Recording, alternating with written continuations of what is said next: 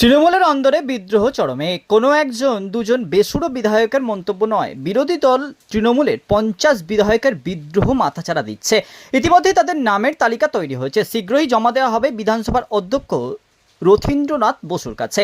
ইতিমধ্যেই 50 জন স্বাক্ষর করে ফেলেছেন বলেই সূত্রের খবর।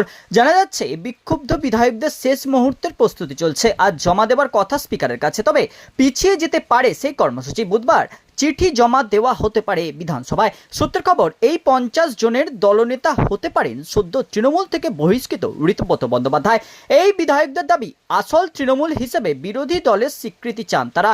বিজেপি বিধায়ক তাপস রায় বলেন, তৃণমূল যেভাবে চলছিল তাতে এটা প্রত্যাশিত ছিল, এটা একেবারেই ওদের দলীয় ব্যাপার, এই নিয়ে আমাদের কোনো মাথা ব্যথা নেই। এভাবেই তাসের ঘরের মতো ভেঙে পড়বে তৃণমূল। প্রশ্ন উঠেছে, 50 জন এভাবে বিদ্রোহ ঘোষণা করলে কি হতে পারে সমীকরণ।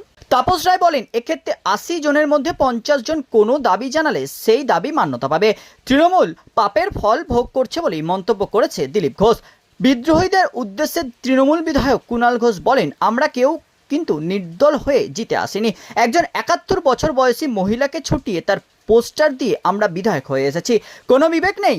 তবে এমন কিছু ঘটছে না বলে দাবি ঋতব্রত বন্দ্যোপাধ্যায়। তিনি বলেন, তাহলে আমি তো খুবই পাওয়ারফুল, আমার কাছে এমন কোনো খবর নেই। ব্যুরো রিপোর্ট, খবর 24।